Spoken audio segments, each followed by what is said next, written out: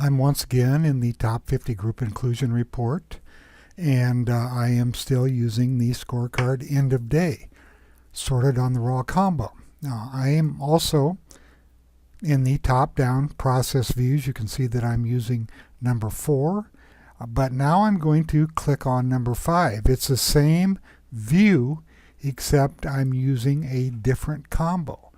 What I like to use this for is I like to compare what happened at the end of the day and see what follows through the following day. So when I go to Scorecard Intraday, it is using a momentum filter. A momentum combo, which is weighted evenly between the intraday percent volume divided by the 20-day volume, the intraday one-day change, and the intraday range. Now I said it was the same view. It is not, because I'm using these intraday columns. So sorting on the raw combo, let's take a look and see what moved up from the top 50. First of all, I'm going to go to Netflix. You can see that it moved up another 1.15% today. I'm doing this at 2:42 in the afternoon on Friday.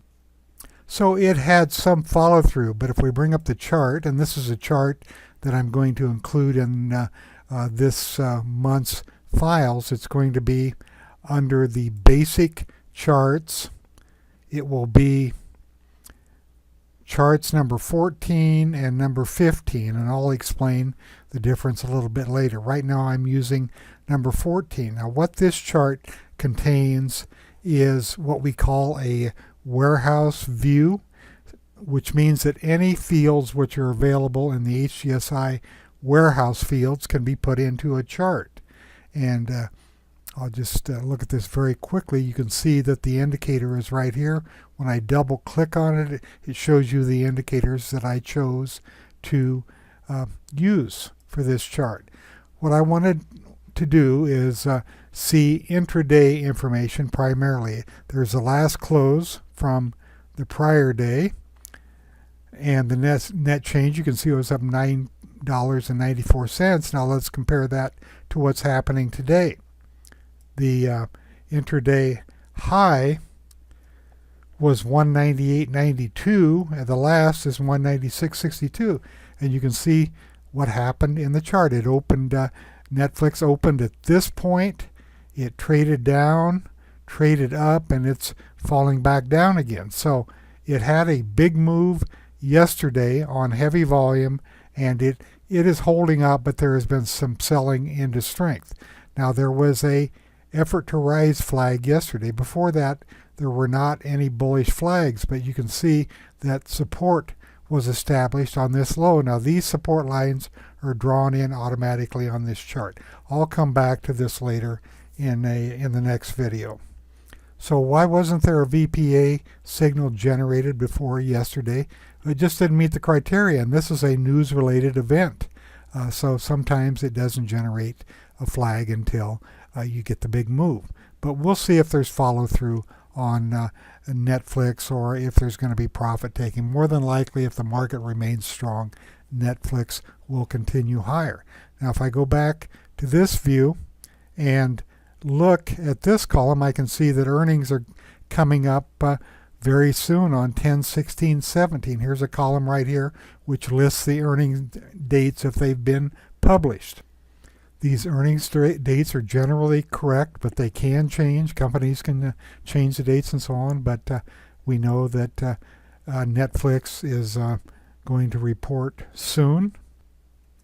So let's take a look at this. You can see that today it's up 1.15%. The volume on the 50-day is running well ahead of normal, and its current range as of 15 minutes ago on a delayed basis is 66.52%. Now if I bring that chart back up here, this information is in here. Here's the one-day change, here's the range, here's the percent volume to the 20, to the 50, and to the 90. I chose to use the percent to the 50 in here rather than the 20, but you can change that if you like.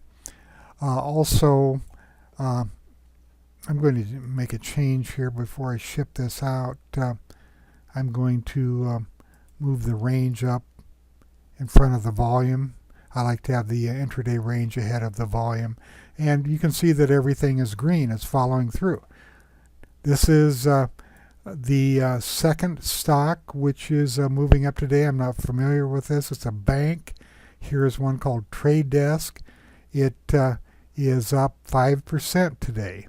And I'm going to bring this up. You can see that there was an effort to rise back here, and then there was some profit taking. There was resistance in these areas, and it finally broke through resistance today. The volume bar doesn't look like much, but when I do this, you can see that volume is increasing as this is breaking out to a new high. So there is more demand than supply. And if I change this to my close-up view, then I can eliminate that one big volume spike back there, and I get a better view right here. Now this yellow tip is projected volume for when the market closes based upon what's happened so far today, and the market's going to close in only 12 minutes. I've also put the group line in these charts because stocks more often than not are going to follow the group. So what happened here? The group rolled over, the stock corrected, and then the group started moving up and the stock went up with it. Now here was a one-day shakeout, but if you look down at the volume bar, if you use VPA analysis, you wouldn't be too concerned about that profit taking, would you? Because look at the height of the volume bar, and if you looked at the candle only, you'd probably say, I better get out of here. But the lack of selling volume does not indicate that a trade should be made. Now I'm going to move on to the next video and use this same group, but I'm going to put a couple of different screens on it, and we'll continue to look at these new charts that I'm including.